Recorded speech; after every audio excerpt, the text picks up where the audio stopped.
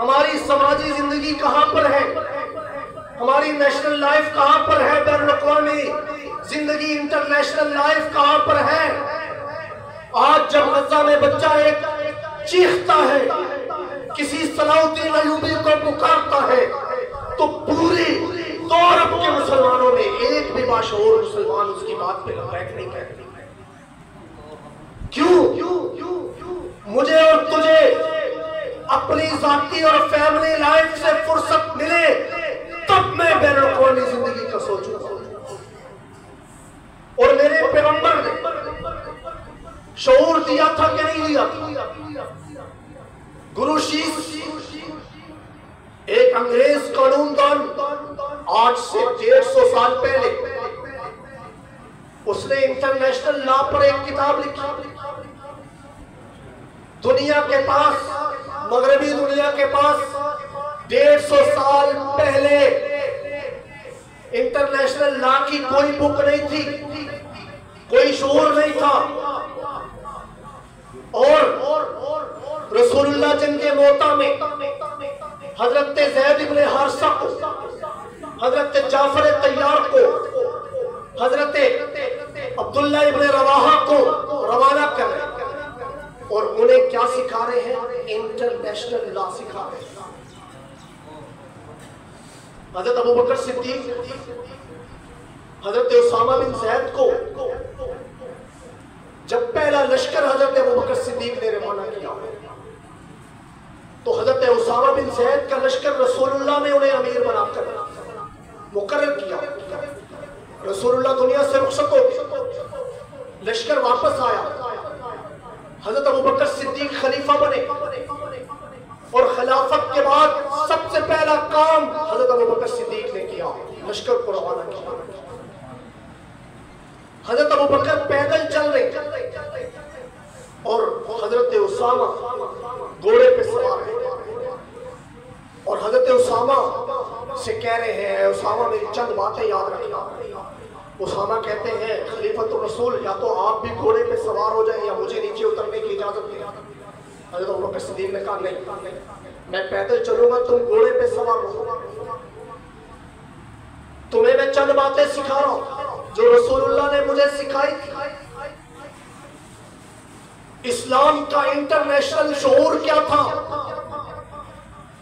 हजरत उसामा बिन ज़ैद को कहा है, उसामा, ये मैं इस्लामी ममलिकत की बात नहीं कर रहा, मैं दुश्मन की बात कर रहा हूं। कहा कि उसामा, जब तुम दुश्मन के इलाके में दाखिल हो जाओ तुम्हें लहलहाते खेत मिलेंगे। तुम जब दुश्मन के इलाके में दाखिल हो जाओ तो तुम्हें बागात मिलेंगे। ऐ उसामा, किसी खेत को और किसी बाग को जलाने की इजाजत नहीं। ये इलाका मुसलमानों का नहीं है, दुश्मन। और कहा कि उसामा, जब तुम दुश्मन के इलाकों में जाओगे तुम्हें बच्चे, बूढ़े, औरतें नजर आएंगी। किसी बच्चे, बूढ़े और औरत पर तलवार उठाने की तुम्हें इजाजत नहीं। उसामा, जब तुम दुश्मन के इलाके में जाओगे तो तुम्हें चादर चार दीवारी का तकद्दुस पता होना चाहिए, किसी घर में दाखिल होने की इजाजत नहीं। उसामा, जब तुम दुश्मन के इलाकों में जाओगे तो तुम्हें वहां उनकी इबादत गाहें नजर आएंगी, वहां बैठे कुछ लोग इबादत में मसरूफ नजर आएंगे। खबरदार, तुम्हें किसी इबादत खाने में जाने की और उन्हें कत्ल करने की इजाजत नहीं। ये कानून रसूलुल्लाह ने दुनिया को दिया था। मेरे पैगंबर ने जो शऊर दिया वो कहां चला गया? हमने तो दुनिया को ये सिखाना था, हम खुद भूल गए। आज हमारे मुल्कों में, हमारे इलाकों में चादर चार दीवारी का तकद्दुस इस्तेमाल होता है। हम नहीं बोलते क्योंकि हम शऊर नहीं रखते। अगर इंसानियत कत्ल होती है हम शऊर नहीं रखते। मेरे दोस्तों, मेरे पैगंबर ने खुतबा हज्जतुल विदा के मौका पर इंसानों को उनका बैनुल-अक़वामी अवामी शऊर दिया, कानून दिया, औरतों के हुकूक बयान किए, बच्चों के हुकूक बयान किए, गुलामों के हुकूक बयान किए और पूरी दुनिया में ये ऐलान किया कि आओ मैं मोहम्मद तुम्हें चंद चीजों की जमानत देता हूँ। डॉक्टर हमीदुल्लाह फ्रांस के रहने वाले थे, उन्होंने एक किताब लिखी, उसमें कहा कि रसूल अकरम सल्लल्लाहु अलैहि वसल्लम की सियासी जिंदगी, उसमें ये कहा कि रसूलुल्लाह सल्लल्लाहु अलैहि वसल्लम जब मदीना मुनव्वरा पर हाकिम बन के आए तो मदीना मुनव्वरा की हुक्मरानी सिर्फ 10,000 किलोमीटर पर थी हुकूमत, और जब रसूलुल्लाह 10 साल के बाद दुनिया से रुखसत हुए तो 10 लाख मुरब्बा मील पर मेरे पैगंबर की हुक्मरानी थी। और ये 10 लाख मुरब्बा मील पर कैसे हुक्मरानी बनी कि हर रोज अगर हिसाब लगाया जाए तो हर रोज 300 किलोमीटर का इलाका रसूलुल्लाह की ममलिकत में दाखिल हुआ। कैसे हुआ? उन्होंने लिखा कि रसूलुल्लाह सल्लल्लाहु अलैहि वसल्लम ने जो खारजा पॉलिसी अपनाई। खारजा पॉलिसी क्या थी? रसूलुल्लाह की खारजा policy, foreign policy, quote Najibullah के गयूर मुसलमानों, आज जब मैं ये बातें करता हूं तो लोग कहते हैं ये नहीं समझेंगे।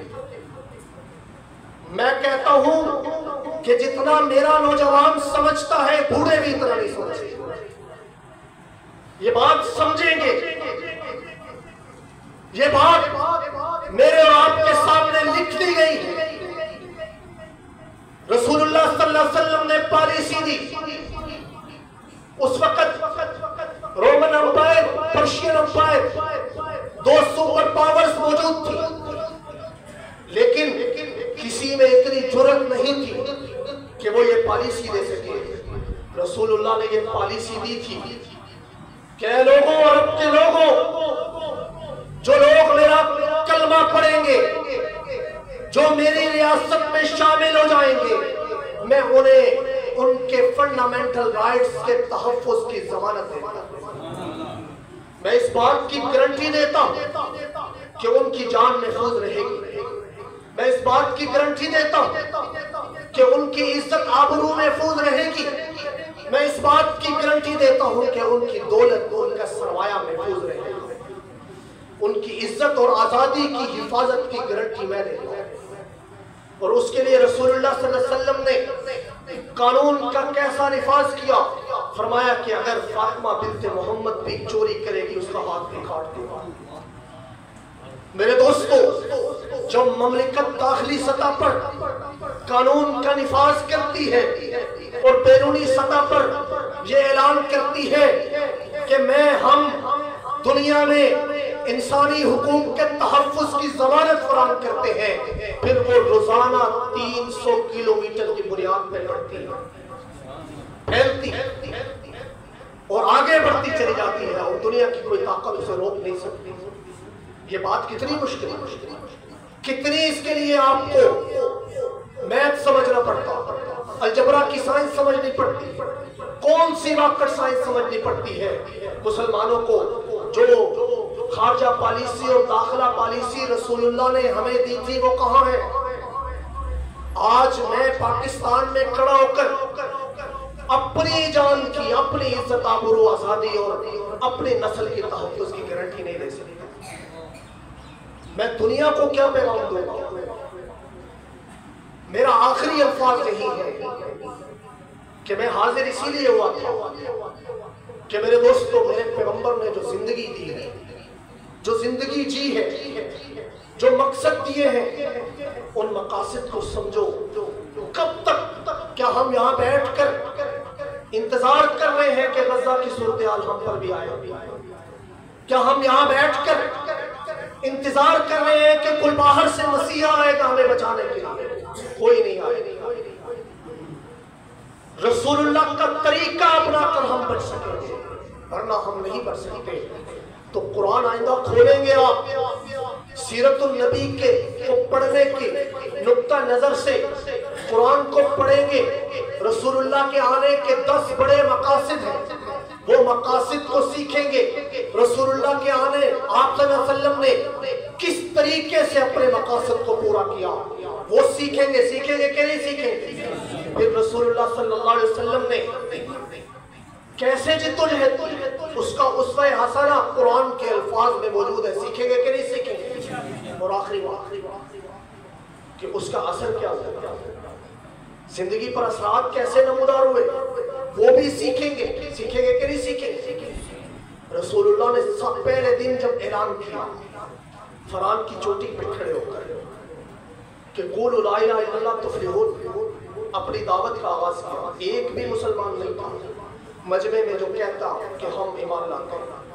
अबू लहब ने कहा था तब्बल लका या मोहम्मद, नऊज़ बिल्लाह तेरे हाथ टूट जाए, अलिहाजा जमात खना, क्या तुमने इसलिए हमें बुलाया? और फिर 17 साल के बाद जंगे आज़ाब हुई। कितने साल के बाद? 17 साल। 5/29 को जंगे खंदक हुई। जंगे आज़ाब और जंगे खंदक एक ही जंग का नाम। और उसके बाद अल्लाह ताला ने उस जंग पर तबसरा करते हुए कुछ आयतें नाज़िल की, सूरतुल अहज़ाब नाज़िल की। उस सूरतुल अहज़ाब में अल्लाह ताला ने क्या फरमाया?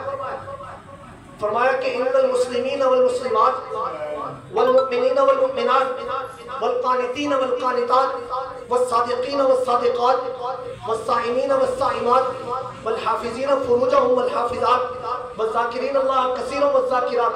कुछ छोड़ गया वो 10 सिफात बयान की कि रसूलुल्लाह जब दुनिया में आए तो एक शख्स भी ऐसा नहीं था जो मुस्लिम हो, मोमिन हो, कानित हो, सादिक हो, सच्चा हो, रोजेदार हो, अपनी शर्मगाह की हिफाजत करने वाला हो, अल्लाह का जिक्र करने वाला हो। आज जंगे आज़ाब के बाद ये 17 साला मेरे पैगंबर की मेहनत थी, जिद्दोजहद थी। मेरा पैगंबर कांटों पे चलता रहा, मेरा पैगंबर अपने लोगों को शहीद कराता रहा, मेरा पैगंबर जो है पूरा सर पे बर्दाश्त करता रहा, मेरे पैगंबर के सामने खब्बाब बिन अर्द का लाश तड़पता रहा, उसको अजियत दी जाती रही। मेरे पैगंबर का बिलाल तड़पता रहा, सुमैया के टुकड़े होते रहे। मेरे पैगंबर का चेहरा ताइफ की वादी में लहूलुहान होता रहा। मेरे पैगंबर को अपना काबा छोड़कर, अपना मोहल्ला, अपना मुल्क छोड़कर, अपना शहर छोड़कर जाना पड़ा। मेरा पैगंबर बदर के मैदान में उतरा, 14 सहाबा शहीद करवाए। ओट के मैदान में 70 सहाबा को शहीद करवा दिया। खंदक के मार्के में उतरा, तबूक के मार्के में उतरा। 23 साल जिद्दोजहद मेरा पैगंबर करता रहा। और हज्जतुल विदा के मौके पर 2 लाख इंसान वो थे जिनके बारे में कुरान ने ऐलान किया कि इन्नल मुस्लिमीना वल मुस्लिमाती वल मुमिनीना वल मुमिनाती वल कानितीना वल कानिताती वस सादिकीना वस सादिकाती वस साइमीना वस साइमाती वल हाफिजीना फुरूजहुम वल मुतसद्दिकीना वल मुतसद्दिकाती वस साइमीना वस साइमाती वल हाफिजीना फुरूजहुम वल हाफिजात वस ज़ाकिरीन अल्लाह कसीरन वस ज़ाकिरात अअद्दल्लाहु लहुम मग़फ़िरतन व अजरन अज़ीमा। मेरे लोगों, ये किस्से नहीं है, ये कहानियां नहीं है, ये मेरे पैगंबर की जिद्दोजहद थी जिसको कुरान हकीम आज भी पेश कर रहा है। अल्लाह ताला मुझे आपको अमल करने की तौफीक अता फरमाए।